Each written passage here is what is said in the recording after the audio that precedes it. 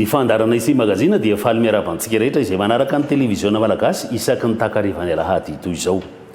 Ny loha hevitritsika anio dia mikasika ny francophonie ka momba izay dia manasa vahiny sika eto amin'ny televiziona malagasy pikaroka momba ny teny. Ato ankavanako dia ramatory Randriamaro Tsimba Vololona, izy dia sociolinguiste ao amin'ny école normale supérieure zany hoe Etsy Ampeflo.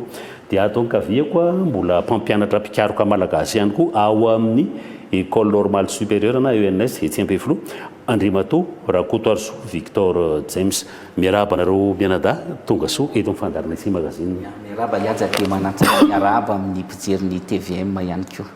Torak'izay koa dia faly miarahaba ny mpijery TVM. Ny loha hevitritsika anio dia ny francophonie, ny teny frantsay sy ny fifandraisany amin'ny teny hafa, ny teny malagasy, ny fifanankalozana izany hoe partenariat, fifanankalozana eo amin'ireo teny samihafa. Raha ohatra ka hoe rasaina ny francophonie dia avy amin'ny teny latiny hoe francus, frantsay na franc, ary ny teny grika phone midika hoe feo. Francophone zany francophonie zany eo ianareo mianada amiantsipireny hoe inona marina moa izany ilay francophonie, fa raha ataontsika hoe ny fototra na étymologie dia izay ny fiteniko teo zay, inona marina ilay francophonie ary inona ny tena hoe tanjona. Francophonie dia mizara roa, le francophonie ny F majuscule zany hoe ireo mampifandray an'le mpitondra ny firenena teny frantsay, le any amin'ny sommet. Le any amin'ny sommet. Ny francophonie petit f indray dia an'ny pikaroka sy an'ny sarababebahoaka izay miteny le teny frantsay. Zay tompoko. Misy anampiana Andriamato James? Ny anampiako angamba ny kely ihany. Ny miteny langue mason'ny vary mora izay ny resahana eto anatrehan'ny tompony, fa ny ampiako fotsiny eo tokoa le hoe francophonie raha tia amin'ny lafiny ny ara-pikarohana, ny haiteny sy sisa izy dia tena hoe lay vondron'olona miteny ilay teny frantsay, tsy voatery ho frantsay. Izay no tena ao ambadika. Fa ilay francophonie koa nefa ny nampalaza azy kokoa ka halalan'ny olona azy dia le izy lasa hoe vondrom-pirenena na vondron-tany izay mampiasa sy miteny an'ilay teny frantsay, izay mety misy lafiny diplomasia sy politika kokoa, fa tsy ilay fikarohana voalaza teo. Ka amin'ilay hoe fikarohana ndray francophonie F lehibe, grand F, izany hoe ilay francophonie hitambarany mpitondra sy ny firenena izay hitantsika hoe tamin'ny 1924 nisy fiaonam-be sommet teto Madagasikara, sommet de la francophonie. Eo kosa ilay francophonie an'ny pikaroka. Ireo zavatra roa ireo hoe mifanaraka sa mety misy fifanipahany indraindray satria mety tsy mitovy ny fomba fijeriny mpitondra sy ny fomba fijeriny hoe ny pikaroka aty amin'ny université na any amin'ny akademia. Matetika le any amin'ny sommet no mitantana ny aty ambany, fa ny pikaroka kosa mampikaroka azy dia mahaleo tena, ary afaka mijery hoe inona ny tena atao hoe francophonie ahatonga n'le teny hoe partenaire, le fiaramasan'le teny samihafa zany, ka misy fifandraisany any satria fitantanana rehetra dia le francophonie grand F. Fa le tena fikarohana momba n'le teny, ny partenariat amin'le teny sy ireo olona miteny ny teny frantsay na tsy frantsay ara tena zava-dehibe mihitsy satria ao anatin'le teny frantsay no hifaneraserana sy anaovana fikarohana. Eny to. Ny ampiako ngamba iaja ohatr'izao, raha anisany raha misy firenena te hatanjaka dia ny hery indrindra ho an'ny firenena iray te hatanjaka dia ny fahafahany mifehy ny manodidina azy. Ary raha misy firenena te hivoatra dia tsy maintsy miezaka mifandray amin'ny hafa. ary ny fitaovana mampifandray aingana indrindra dia ny teny ary anisan'ny fitaovana politika mety mampatanjaka indrindra ny teny géopolitique des langues zay zany raha ohatra resana ka izao le izy ny firenena dehibe ny firenena matanjaka dia miezaka mitondra ny teniny any amin'ny firenena samihafa mba hanehoana ny heriny ka mazava ho azy antsika zany raha miresaka hoe francophonie tsy afaka misaraka amin'ny tantara dia teo ny tantaran'ny fanjanahana indrindra ny fanjanahantany taty Afrika ary mazava be fa ny mpikambana betsaka indrindra ao amin'ilay sommet moa ny lazantsika azy ny francophonie dia ny tany avy zanatany frantsay aty Afrika fa misy koa le tany européenne zay betsaka Suisse, Belgique, Luxembourg ohatran'ireny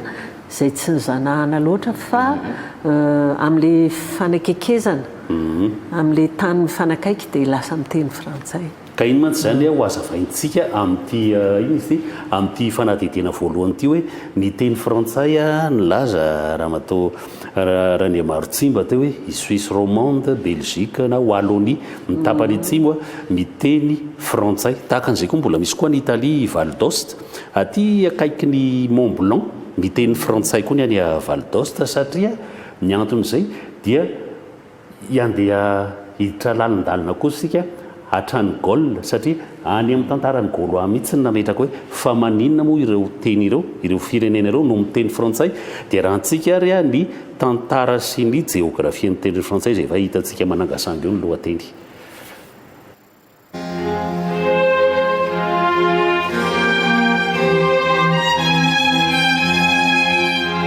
amin'izao androntsika izao ny teny frantsay dia tenenina eran'ny kontinanta dimy lasa teny mampifanatona kolotsaina samihafa teny fampiasa amin'ny diplomasia sy ny varotra hifandraisan'olona hatrany amin'ny 23 tapitrisa mahery eran-tany fa raha tetezina ny tantaran'ny teny frantsay dia mila miverina Angola tany amin'ny 2 taona lasa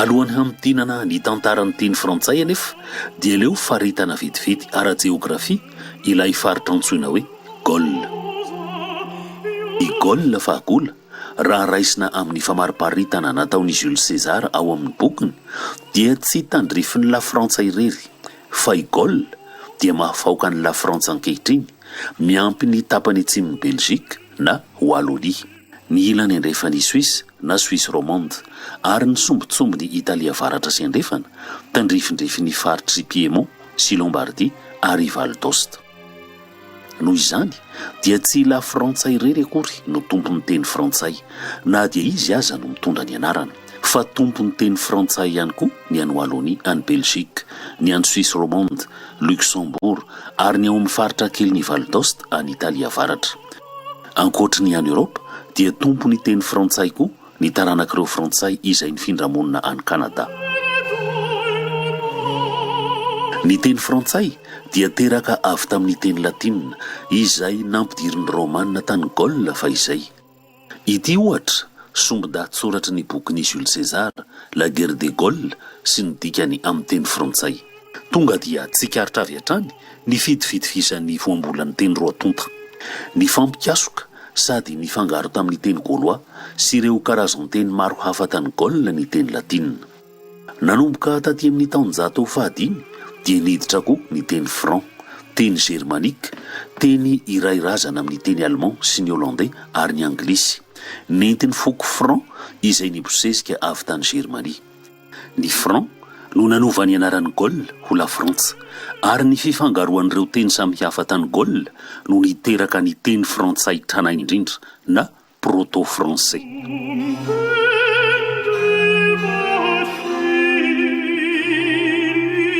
ny lahatsoratra voalohany no soratana tamin'ny teny frantsay dia ny serment de Strasbourg tamin'ny 14 febroary 1700 ny serment de Strasbourg dia dina ny faneken'ny zavikeliny Charlemagne izay ny fampizaran'ny la Frantsa sy Allemagne ary nosoratana amin'ny teny allemand tranainy sy teny frantsay tranainy io ambony io raha atao soratra printy ilay latsoratra amin'ny teny frantsay tranainy izay efa niavaka tamin'ny teny latina nefa koa mbola lavitra be ny teny frantsay izay ampiasaina ankehitriny raha ampitahaina amin'ny dikanteny moderna eo ambany. Ka raha olona tsy nandalina manokana dia tsy mahay mamaky azy io. Ny serment de Strasbourg no azo lazaina fa acte de naissance ny teny frantsay. Tamin'ny vanim-potoanany moyen âge dia maro be ny teny notenenina tany Frantsa. Tany amin'ny tapany avaratra ny langue d'oil, ny avian'ny teny frantsay moderna. Tany amin'ny tapany atsimo ny languedoc, ny avian'ny occitan na provençal. Tao koa ny basque, ny breton, ny alsacien izay karazana teny allemand, ny flamand izay iray tarika amin'ny teny hollandais. Mbola tao koa ny catalan sy ny maro hafa tsy ho voatanisa. Fa teo anivon'izy rehetra ireo dia nisondrotra miandalana ny fomba fiteny langue d'oil tany Paris sy ny manodidina nantsoina hoe francien izay nivoatra ka lasa teny frantsay filamatra.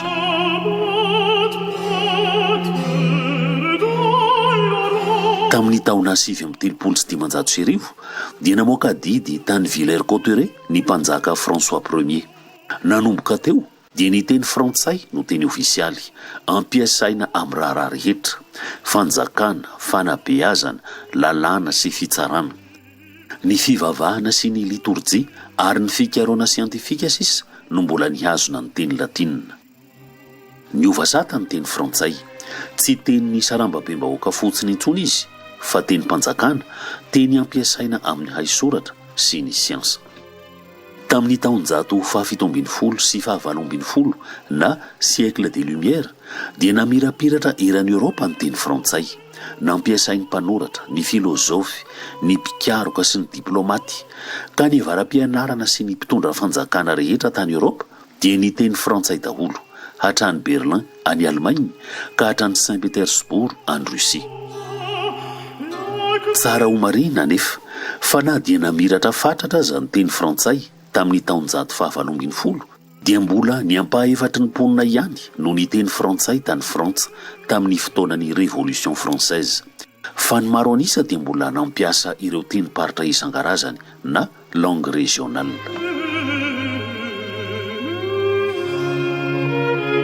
Nanomboka tamin'ny taonjato faha-17 fotoanan'ny fanjanahantany izay nampalalaka indrindra ny fifehezan'ny frantsay dia nipareka eran-tany ny teny frantsay tany Amerika, tany Karaïba, taty Afrika sy ny ranomasimbe Indiana ary hatrany Azia. Ka ny teny frantsay dia lasa teny nampiasaina amin'ny raharaham-panjakana, ny fanabeazana sy ny fampianarana, ny diplomasia iraisam-pirenena sady nanjary teny ny fandraisan'ireo foko maro samihafa izay tsy nifankahazo fiteny nefa iray firenena any Afrika. Firenena 30 ankehitriny no manao ny teny frantsay ho teny ofisialy amin'ny kontinanta 5, anisan'isika eto Madagasikara.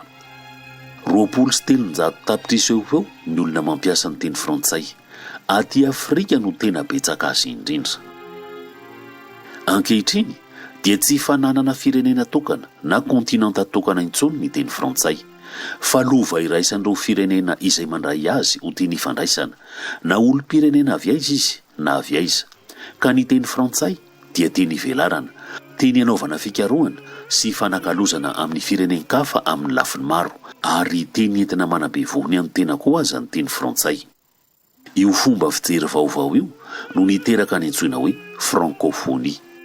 Onésime Reclus, géographe frantsay, no namorona ny voambolana hoe francophonie tamin'ny taonjato faha-17. Fa ny tena nanangana azy eo rafitra dia lehibe mpanjakana afrikana sy aziatika 4 teo amin'ny manodidina ny taona 1700 izany hoe tamin'ny fotoana nahazoan'ny firenena nozanan'ny frantsay ny fahaleovantenany dia tsy iza izany fa Léopold Sédar Senghor, filohan'ny Sénégal, Habib Bourguiba, filohan'ny Tunisie, Amani Diori, filohan'ny Niger, ary Norodom Sihanouk, prinsy tany Cambodge.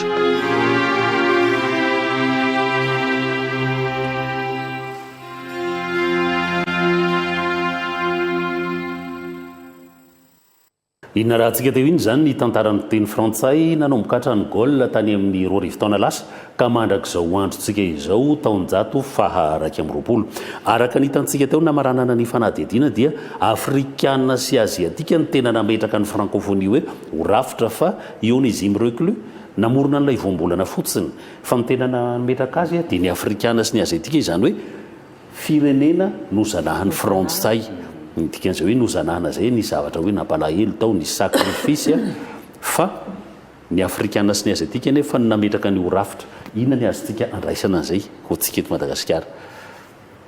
Marina fa afrikana sy aziatika no namorona n'ilay vondrom-pirenena nomena n'ilay anarana hoe francophonie ary mahafinaritra be mifanomezana n'le loko samihafa fiombonana ao anatiny fa na ahoaizitsika na ahoaiza tsy maintsy ao an-damosina foana ny frantsay izay nandany mondro-keriny tamin'ny fikarakarana n'ireo firenena zanany teo aloha ireo ka tsy hiala amin'izao fotsiny kosa izy. Mety misy lafiny tsara, mety misy lafiny ratsy a. Lafiny tsara hoe ohatran'le hoe zanako tokoa, zanako ianareo ka dia aleo mba ho ahina ihany aloha dia farafaratsiny ity ny tenin'ny beazana sy ny fandraisana teo tazony io fa ao no afahantsika mifanasoa indray aloha. Fa ny mety ho lafiny ratsy na ho afaka azy ianareo dia mbola tsy maintsy makaty amin'ny eny ihany aloha. Ie, amin'ny mampikaroka indray amin'ny teny frantsay izany hoe chercheur francophone. Aminay le teny frantsay dia tena teny pikaroana ary aizanay mandehandeha-tany mihitsiny ary koa andinihana le ataonay hoe variation diatopika izany hoe miova le teny frantsay arakaraka le toerana hipetrahany. Tsy mitovy izao teny frantsay eto Madagasikara, teny frantsay any Sénégal na ny Frantsa sy any Belzika dia efa tsy mitovy. 1970 na ny Suisse sy Luxembourg tsy mitovy 1990 dia ohatran'izay koa ny any Afrika zany na samy zanatany frantsay ary izy dia samy manana maha izy azy le teny frantsay io. Dia izay nefany tsy natao hoe sakana aminay mpikaroka fa nazahoanay tena mivezivezy sy nizara an'le fahalalana fikaroana amin'ny teny frantsay. Natao koa ny fikaroana momba ny teny frantsay fa ny akabeazany dia fikaroana amin'ny teny frantsay natao ka nazahoanay nanao partenariat maromaro. Satria izay mantsy zany ny zavatra anankiray koa amin'ilay eo anatin'ny francophonie eo anatin'ny tontolo mampiasa ny teny frantsay anisan'ny fomba anankiray koa mba ahafahantsika mihetsika amin'ny lafin'ny fikaroana ny hoe fiarahana amin'ireo satria ianareo anatin'ny tontolon'ny fikaroana manahoana ny lafiny hoe arabola no enti-manana amin'izany hoe fikaroana izany satria fikaroana momba ny teny frantsay na momba ny teny malagasy resaka ianao rehefa avy eo manahoana amin'izay lafiny izay. Le fikaroana amin'ny teny frantsay dia mampalahelo aloha dia tsy eto izay no mahazo vola anaovana fikaroana eto Madagasikara zany fa ireo partenaire no tena manao mamatsy famatsiana azahoanay manao fikaroana, manome boky, manome le ataontsika hoe mobilité azahoana makany dia izy koa makaty mampanao séminaire ny ankizy amin'ny teny frantsay daholo ireo zavatra ataoreo. Ny somary mampalahelo kely nefa hita hoe toa ara-dalàna ihany fa raha fikaroana momba ny teny malagasy no hatao na fikaroana mikasika ny zavatra malagasy somary osaosa kokoa marisarisa ny fanampiana amin'ny famatsiana na ombiazan'ireny fikaroana ireny. Zany zany zavatra hita le izy izay atao hoe somary ara-dalàna misy mampitaraina ny namana foana moa izy momba mpamatsy volan'ity teny malagasy ity rehefa manao fikaroana. Raha ny firenena matanjaka zany miheverina dia tsy misy afa-tsy Norvezy ihany no voateny zay matetika. Amin'izao fotoana zao manomboka mirotsaka an-tsehatra ny aziatika ny sinoa, ny koréana, reo zany ny taïwanais, reo fa manomboka mirotsaka antsehatra kosa amin'ny fiaramiasa amin'ny fikarohana momba ny teny malagasy. Ary zany ary moa mahatonga ny any amin'ny any Chine zao fa misy sampam-pianarana mandalina ny teny malagasy ary tena amin'ny teny malagasy akoatra ny nalco frantsa. Efa misy any, efa misy université anankiroa zao no fantatro aloha hatreto ao Chine, misy sampana teny malagasy ao anatin'izay. Zay anankiray. Fa ty kosa misy zavatra tokony ho fankatahaka raha mijery an'le tantaran'ny teny frantsay teo isika. Tena lesona tokony ho raisina avy amin'ny fahalalan-tsain'ny frantsay, ny fanekeny, ny fisian'ireo atao hoe endrika samihafa marobe isehony ny teny frantsay. Tsy misy fandrarana mihitsy hoe tsy mety io. Tena lesona tsara fankatahaka zany ho antsika malagasy. Efa tombony lehibe ho an'ny malagasy ny fananany an'le hoe teny malagasy tokana. Fa ny olana indraindray isika mitady ho sarotiny ka mametraka sady an'ilay tao hoe lasitra dia mitady anilika an'ireo endrika samihafa isehony ny teny malagasy. Fa tokony ho harena ny fisiny reny endrika samihafa isehony teny malagasy reny. Fa fakatahaka ihany koa raha mijery an'ilay lalana ny zoran'ny teny frantsay teo sika, tsy vetivety ny mametraka an'izany hoe frantsay filamatra sy frantsay lasitra zany antaonjatony. Ka raha mieritrerika sika ametraka ny hoe teny malagasy filamatra sy teny malagasy lasitra, tsy sarotra noho ny mametraka frantsay lasitra zany satria ny antsika efa teny tokana ilay teny malagasy. Inazy mbola nisy breton, catalan, basque, raha mihafa reny no nakambana tao ary namohana didy mihitsy. Fa raha ny teny malagasy eny fiheverako tsotra ity fa tsy amin'ny mampikaroka, mety tsy voatery amohana lalàna akory io. Tsy nisy didy satria teny efa mipetraka ho azy le ty hoe ty no teny ampiasaina. Ya. Ka fanadidina faharoa aloha ny resantsika hoe ny fampianarana eto Madagasikara, ny fanagasiana sy ny sisa, dia ho arahantsika ny fanadidina faharoa mitondra ny lohateny hoe ny teny frantsay eto Madagasikara lova ve sa tarazo. Raha miresaka tsika hoe lova dia zavatra tsara, ny tranona avelan'ny ray aman-dreny, ny tany, ny kolotsaina, ny hira sy ny rehetrarehetra. Fa mitarazo indraindray zavatra hoe aretina, voan'ny diabete, voan'ny zao izay ilay tarazo. Ka ilay teny frantsay ve tsara sa ratsy, lova sa tarazo, ho rahantsika ry ny fanadihadiana.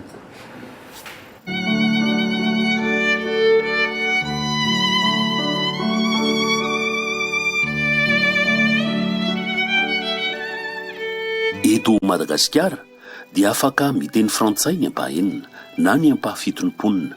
Izany hoe olona ny amin'ny 4 na 5 na 9 tapitra izany ho andy. Fa misy ireo mafy tsara ny teny frantsay izay somary vitsivitsy. Misy ny antonontonony ary antonontonony koa nisany. Misy ny olona miteny frantsay arak'izay ahatrarany azy fotsiny fa tsy manara-pitsipika. Misy koa ny tena tsy mahay teny frantsay mihitsy. Ireo no maro anisa. Fa amin'ny ankapobeny anefa ny malagasy rehetra na iza na mahay na tsy mahay teny frantsay dia samy miaina ny teny frantsay amin'ny fiainany andavanandro amin'ny fomba maro. Ny teny frantsay dia heno atraiza amin'ny hira na hainao manjery, hita amin'ny taratasy-panjakana na gazety na boaty mpanafody na amina zavatra maro hafa.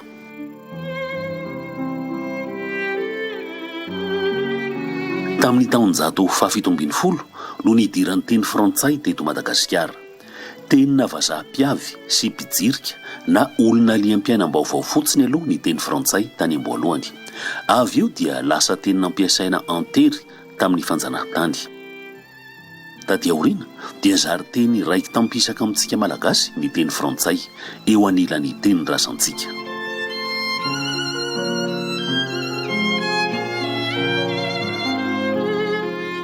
Araka ny efa voalaza dia tamin'ny taonjato 1770 no nifampikasoka voalohany ny frantsay sy ny malagasy.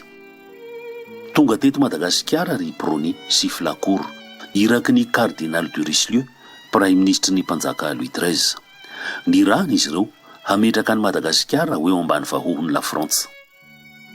Tamin'ny taona 219 dia nanorina tanàna Mimanda tao amin'ny hoalan'ny Taolagnaro ry Brony sy Flacourt ho voninahitry ny lahamatoan'ny mpanjakan'ny Frantsa na ny Dauphin, ka nantsoiny hoe Fort Dauphin ilay tanàna mimanda izay naoriny tao Taolagnaro.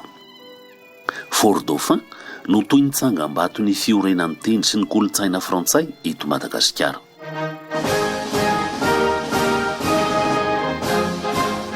Tamin'ny farany taonjato faha-70 vao tena niorom-paka teto amintsika ny teny frantsay rehefa lasa zanatany frantsay Madagasikara tamin'ny taona 1970.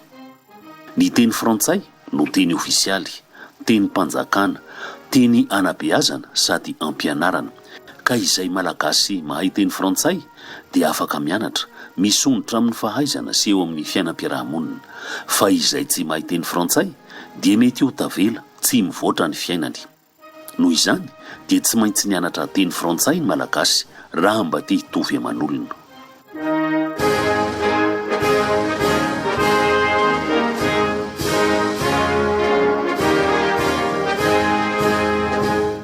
Rehefa azo ny fahaleovantena tamin'ny taona 1700 dia mbola nifandray akaiky tamin'ny la Frantsa i Madagasikara ary nanandanja hatrany ny teny frantsay. Lasa lova ny teny frantsay fa tsy teny anterivosona intsony ary tonga teny fisokafana sy fivelarana amin'izao tontolo izao, indrindra fa tamin'ny fotoana io raha teo no nitsangana ny francophonie.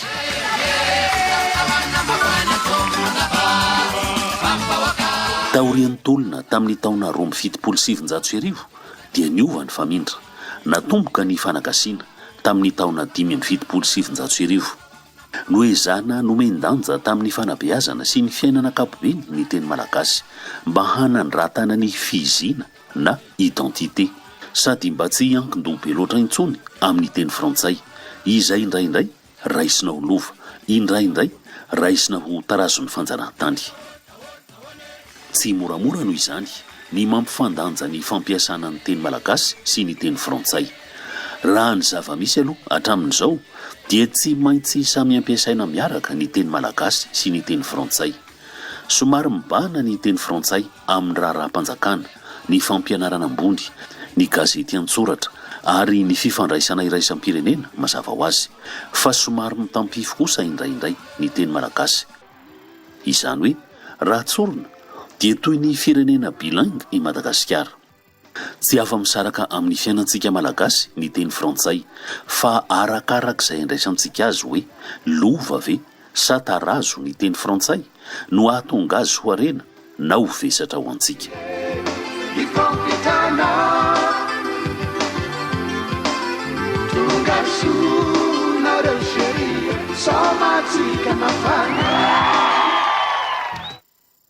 Izay ny momba ny fanadihadiana hoe ny teny frantsay eto Madagasikara lova ve sa tarazo.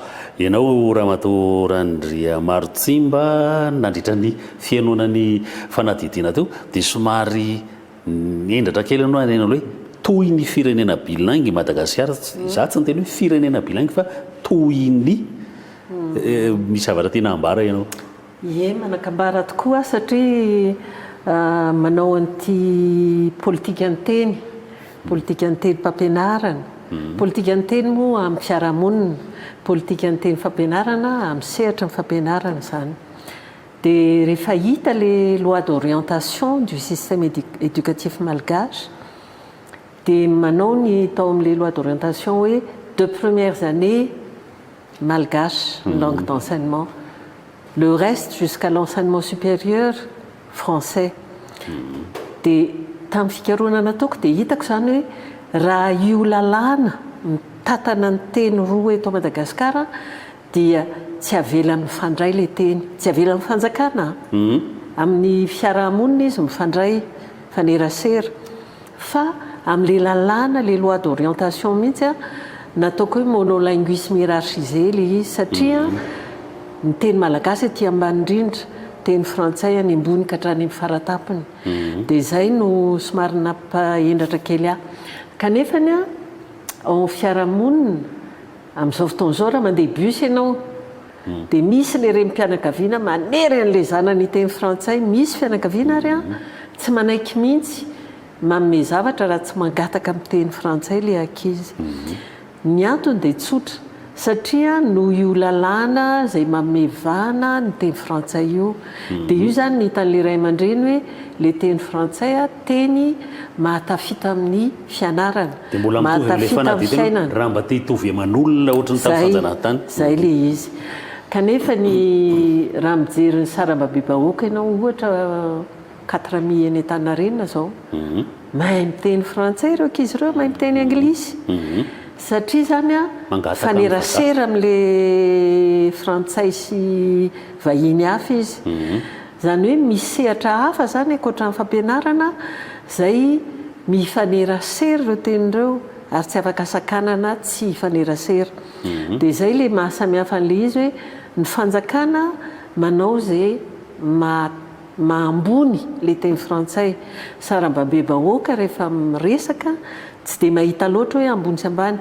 amin'ny sehatra ny fampianarana indray raha hitako ao amin'ny fampianarana ao aminay ao a na ny sehatra ny fampianarana era Madagasikara betsaka no tsy diako dia tena sahirana le zaza malagasy amin'le teny frantsay za moa ny fikaroana nataoko any dia manao hoe mety atao teny hoety mampianatra daholo ny teny rehetra rehefa aparika ny problema ny teny frantsay eto amintsika dia tsy miparika le izy tsy amena sehatra le zaza malagasy ahaizany an'io dia zay ao mihitsy ny olana zany fa raha aparika io teny frantsay io ka atao teny hoety mampianatra tsisy olana amin'ny zaza malagasy ka hiditra amin'ny ana tsy zay hitanao andriamatoa mpikaroka momba ny teny malagasy sady afaka samy mandray anjara aloha fa hidirantsika angamba ilay hoe fanagasiana ny resahana teo moa hoe niroroasaina sika taorian'ny fahaleovan'ny tena mbola mirorosaina tsika hatramin'izao fa nisy fotoana nanapa-kevitra amin'ilay hoe fanagasiana ilay fanagasiana ve matetika temateo hoe latsaka kady nanimba ny malagasy manahoana io fanagasiana io ho antsika hiaja fa asiako tendro kely aloha le teny professeur Randriamarotsimbo za tsy tena manaiky an'le hoe ny fanjakana no mametraka ny teny frantsay ho lasa ambony fa isika manam-pahaizana raha nresaka n'ilay lalàna ny fampianarana ianao na le hoe loi d'orientation tadidio anie fa ny manam-pahaizana eo anivon'ny ministera no mandrafitra an'iny fankatoavana azy ho lalàna fotsiny sisa no ataon'le atao hoe fanjakana f lehibe ka azeny mahatonga milaza hoe avy aty amintsika manam-pahaizana izy io raha miresaka n'le fanapariana ny teny frantsay tsy ampy isika manam-pahaizana ihany koa eo satria isika mpampianatra indrindraindrindra mametraka matetika ny teny frantsay a lasa atao tondro andrefesana ny hoe fahaizana sy lentan'ny fahalalan'ny mpianatra dia manjary zay mahay miteny frantsay no atao hoe mahay dia manjary voatsindry zany ilay zandrabaoka tsy mahay teny frantsay ary manamarina an'izay ny teninao teo hoe nareo ataontsika hoe katimim-pangataka zany hoe mahay miteny frantsay satria tsy nitsindrina izy fa rehefa ny ampianarana ao anatin'ilay manara-drafitra dia manjary voatsindry ny fampiasana an'ilay teny misy an'izay karazan'izay iresaka fanagasiantsika io zany lasa teny manahirana za zany itehiteny amin'izay mpitantana ny firenena sy zay mpanapa-kevitra hoe andao hitady voambolana hafa ilazana an'le hoe fanomezan-danja sy fametrahana ny fanabiazana ho tena mifanaraka amin'ny fiarahamonina malagasy inona ny voambolana hafa fa le fanagasiana efa nisomban'ny mpanao politika dia vao miteny fanagasiana ianao dia politikan'ny repoblika faharoany ao an-tsain'ny olona dia manjary hoe omena zao zany ny ana menany rianiny roa dia lasa tsy avela hianatra lasa lavitra ntsony ny zanaka malagasy fa azo atao tsara ny mampiasa ny teny malagasy iombonako hevitra amin'ny professeur Andriamarotsimbo mampiasa ny teny malagasy ho teny enti mampianatra na hatrany amin'ny université aza tsy olana ty ho alazaiko foany ty tsy niala teto Madagasikara ilay tanorana hatramin'ny nahaterahany mandra-pahazo ny maîtrise na master ankehitriny mahavita master izy dia mahazo vatsim-pianarana makany a Corée na makany Japon na makany Chine verina avy any izy sady navita doctorat tamin'ilay teny sinoa no miteny sinoa madio rano tsy moramora zany hoe manoratra doctorat manoratra tezy amina teny vaovao tsy moramora zany dia kanefa vity zany tiako ambara dia izao tsy ny fanerenany zaza hianatra n'lay frantsay atrany amin'ny garabola no mety aizany anio fa ny fomba fampianarana n'ilay teny frantsay no mila fanamboarana fa eo andanin'izay kosa fantsihana tsara ny fampianarana azy amin'ny lafiny rehetra amin'ny tenindreniny dia na tenindreniny no lazaiko fa tsy voatery le hoe teny malagasy lay rafitra fa zay tenindreniny zay teny ny beazany hatrany amin'ny fonikeliny tao zay zany raha izay no izy tsy ratsy mihitsy akory raha izay ny endrika omenany atao hoe fanagasiana aftory eto Madagasikara arak'izay vinam-piarahamonina tiany mpitondra hotratrarina ampandrosoana ny firenena afototra amin'izay ny fanabeazana zay ny tena atao hoe fanagasiana ny fampianarana fa tsy resaka teny fotsiny ka io mihitsy ny olana satria misehatra ny fanabeazana talozany misy an'le hoe profil du futur citoyen ankehitriny ohatrany tsy dia aotsony zay dia tena manahirana le izy satria tsy hita le vina ny fiarahamonina tiana hotratrarina fa lasa ohatrany hoe anjambany mandeha anjambany ka izaho raha malagasy ary raha hitako le fahasairana ny ankizy amin'ny teny frantsay dia hitako mihitsy hoe tsara le teny malagasy atao teny mpampianarana kanefa kosa le voambolana zany mila ho hita tsara ary ny fijery an'le teny malagasy dia tokony hojerena amin'ny fahamaroteny zay le izy fa zao mantsy ny ohatrany hoe ina moa ty hoe amin'izao fotoana zao hoe fanjakana le miezaka hoe ina moa le fanjakana amin'izao le hoe miezaka hoe mba mevana le teny malagasy zany ka raha mba azo enona ny hevitra mpikaroka dia hoe ameo lanja le teny malagasy fa aza idina ao anatin'ny teny malagasy le zaza malagasy fa velao izy sokatra alala teny hafa zay ngamany ho amafisitsika ny resaka rehefa avy eo fa hiditra vetivety amin'izary ataontsika hoe zavatra mahavarinana curiosité de la langue française ny teny frantsay dia nisan'ny teny hoe sarotra ampianarina na amin'ny resaka tsipelina sy ny rehetra fa eo koa misy zavatra hoe tsy manara-pitsipika ve sa hoe irrégularité dia ho hitantsika isika ngamba tany ampianarana efa mba samy gagagaga ihany amin'ny verbe aller hoe maninona ny jeve fa tsy jal dia ho hitantsika amin'ity fanadidina ity zany hoe iverina ny golna any amin'ny teny latine sika amin'ity fanadidina ity hoe conjugaison du verbe aller verbe hafahafa arahantsika ary ny fanadidina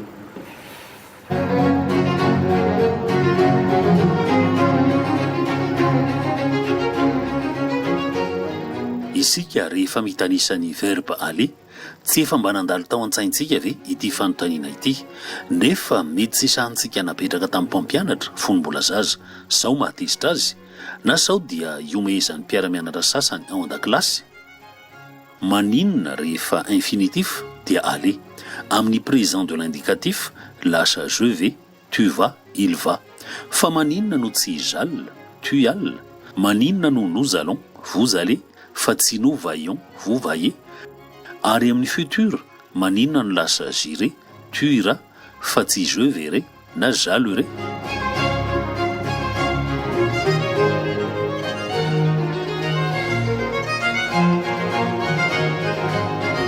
raha te hanazavana izany dia mila miverina any Roma tany amin'ny 2 taona lasa izany hoe tamin'ny andron'ny Cicéron sy Virgile ary Jules César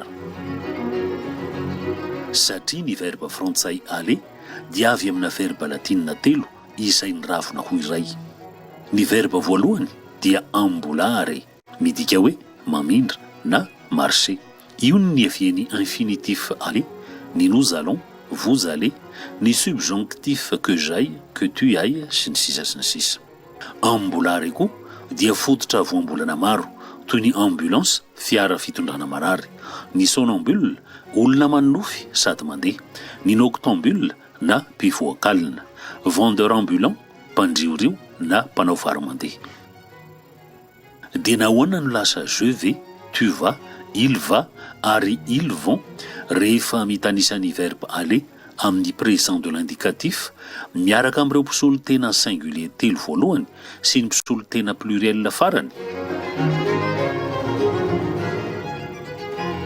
Satria misy verbe faharoa vadere midika hoe mandeha mianga avy amina tepoka A mankany amin'ny tepoka B. Vadere no fototry ny je vais, tu vas, il va sy ny ils vont. Dia maninona indray ary no miova tampoka j'irai, tu iras, il ira rehefa tanisaina amin'ny futur simple ny verbe aller fa tsy je verrai na j'allerai. Satria mbola misy koa verbe fahatelo ire midika hoe mandeha lavitra mitedy vohitra izay vao tonga any amin'ny toerana itodiana. Ny ire no fototry ny conjugaison na fitanisana ny futur j'irai, tu iras, il ira etc etc. Misy koa voambolana sasany avy amin'ny verbe ire ohatra iter amin'ny sujet na cas nominatif amin'ny teny latinina, itineris rehefa amin'ny complément d'objet indirect na cas génitif.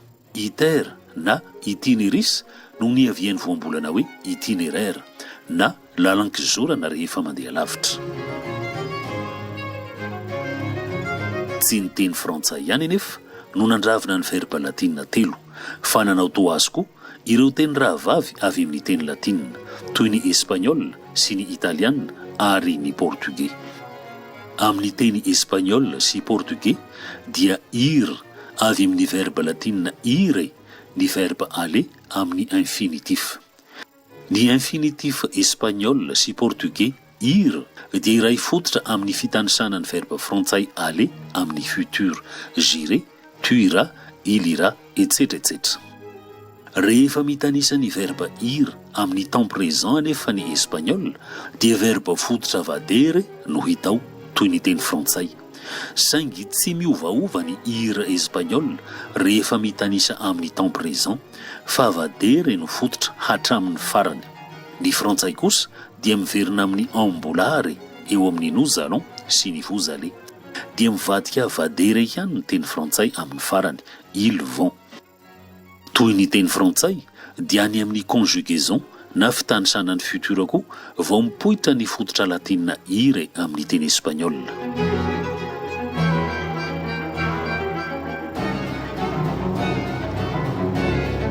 Ny teny frantsay dia nandravina verbe telo ho iray, naravony ao amin'ny aller, ny ambolare sy ny vadere ary ny ire. Fa ny teny espagnol dia somary manavaka ka manana verbe faharoa dia ny verbe andar avy amin'ny ambolare toy ny verbe aller. Ny andar indray dia tsy miova ny fototra amin'ny fitanisana na amin'ny présent io na amin'ny passé na amin'ny futur fa dia fototra ambolare hatramin'ny farany. Hiditra amin'ny teny italiana isika. Toy ny teny frantsay dia tokana ny verbe aller amin'ny teny italiana. Andare mitovy amin'ny verbe espagnol andar samy avy amin'ny ambolare. Ny tsy mampitovy ny andare italiana amin'ny andar espagnol. Ny andar espagnol dia tsy miovaova fa ambolare manontolo ny fototra na présent na passé na futur. Fa ny andare italiana dia toy ny aller amin'ny teny frantsay naka fototra vadere aloha amin'ny présent amin'ny mpisolon-tena singulier telo voalohany sy ny mpisolon-tena pluriel farany. Fa ao anelanelany eo tandrify ny mpisolon-tena no sy vous ny italiana sy ny frantsay vao mandray ny fototra ambolare. Noi andiamo na nous allons, voi andate na vous allez.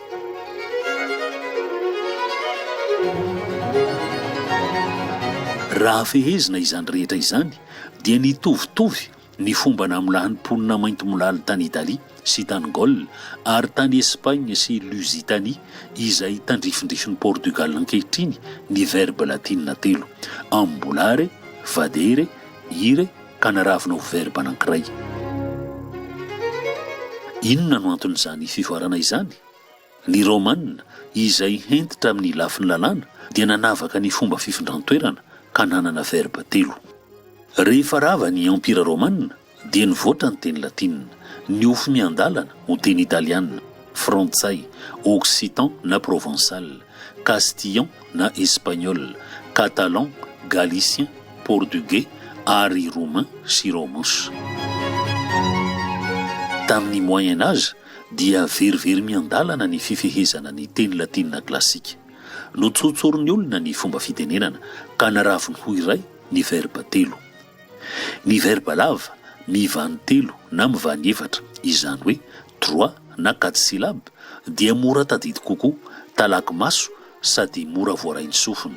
Ohatra ny verba ambulare sy vadere izay nandrafetana ny présent amin'ny verba aller satria ny présent no iainana isan'andro. Ny verba fohy loatra kosa mivany roa toy ny ire dia mora adino. Any amin'ny infinitif espagnol na futura frantsay izay mbola vinavina sy fikasana ny ho avy sisa no ahitana azy. Izay ilay verba aller, toa verba hafahafa fa nitondrantsika ny tety vanim-potoana, nandalina kely momba ny teny na linguistique sady ahalalana tantarana firenena.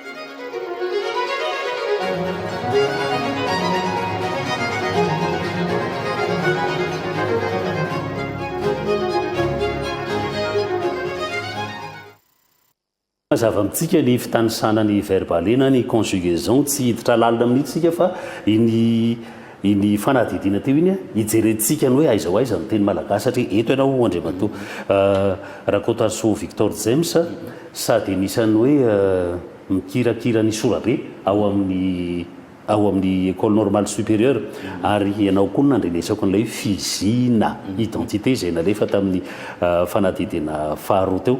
Aiza ho aiza zany isika malagasy ny frantsay mahalala tsara n'ireny zavatra niresahana tamin'ny teny latinina reny, ny anaran'ny frantsay reny fantanja ny serment de Strasbourg zany.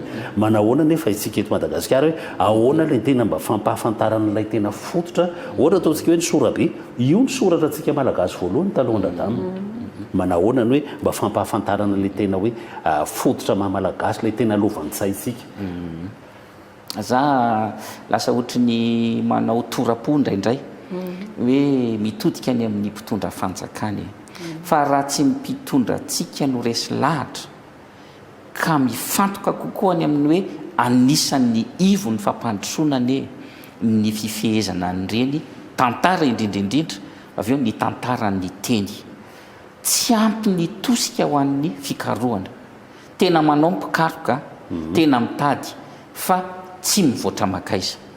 Raha hitantaraminao fotsiny teo zao anao nahita hoe rakibolan'ny tantaranteny, le hoe dictionnaire d'étymologie, tsy mba manana an'izany any amin'ny malagasy fa raha misy dia boky kely manify kely anankiray izay ataon'ilay mpikaroka fotsiny amin'ny rondohany sy ny finiavany.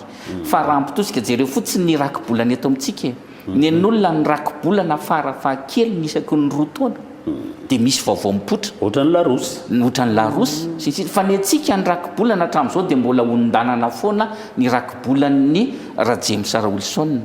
Soa ihany fa nisy an'iny efa tany amin'ny taona 20 tanoany.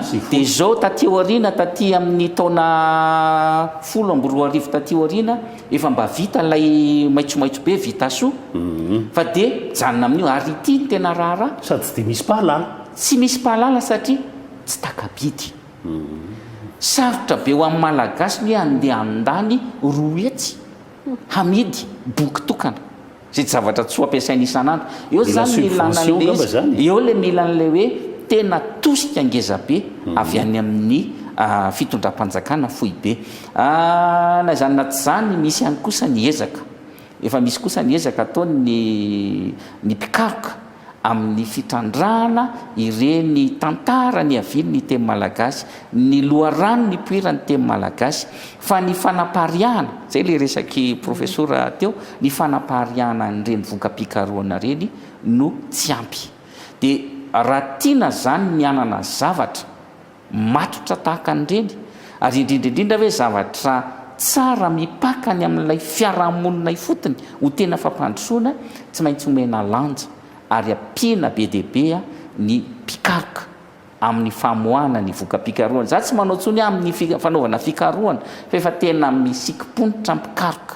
Eo profesora namarina zay fa zara fa misy ane raha isy azy lasa ohatry mametsina raha hoe tsisy mihitsy ny mba tambokaramana famatsiam-bola hoe entina mikaroka fa dia nao noho n'ilay fitiavana sy ny finiavana n'lay asa dia miezaka mikaroka mamoaka ny any am-paosy anisan'ny fitiavan-tanindrazana zany fa raha mba hampiana kosa izy amin'izay ny fikarohana aloha fa vita fa le famoahana azy hipakany amin'ny tena vahoaka zay ny tokony ho hitakitsika any amin'ny fanjakana zay.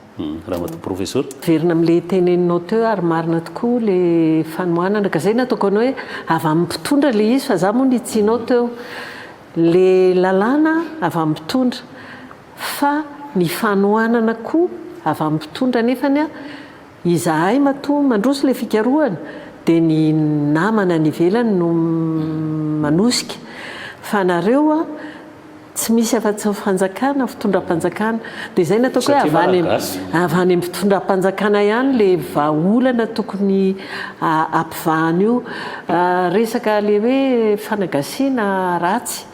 Za kosa na mpikirakira sy mpikaroka amin'ny teny frantsay ara dia miteny mihitsy hoe tsisy maharatsy azy le teny malagasy fa io ny etsika fa hoe le voambolana fanagasiana fa le voambolana efa lotoin'ny politika efa lotoin'ny politika ary iny miraiky tapisaka ao anatin'ny lohan'le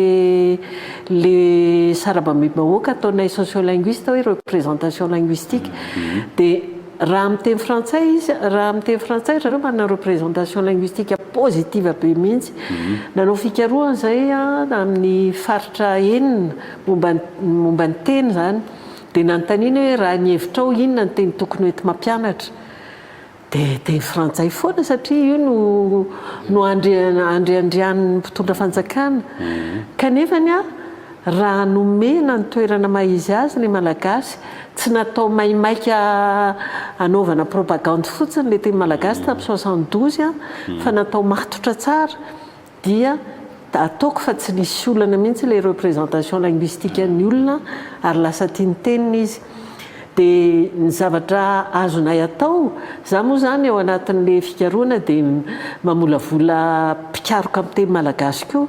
Ya tapitra ny fotoanantsika fa dia isaorana be dia be ianareo Mianadahy Ramatoa Randriamary Tsimba Vololona sociolinguiste ao amin'ny école normale supérieure ITP Flo ary Andriamatoa Rakotoarisoa Victor James mpampianatra mpikaroka momba ny malagasy ao amin'ny école normale supérieure dia misaotra nareo Mianadahy ny vahiny teto amin'ny fandarana isi magazine misaotra ny mpijery koa ny aino anay. Ya dia isaorana koa isika rehetra izay nanaraka ny fandarana izao takariva izao amin'ny herininy io indray ny fotoanantsika manaraka amin'ny herininy io dia ny 7 marsa indray no ataontsika lohevitra koa dia mahazo fahafinaretana miaraka amin'ny fandarantsika ato amin'ny televisiona malagasy mankasitraka tompoko.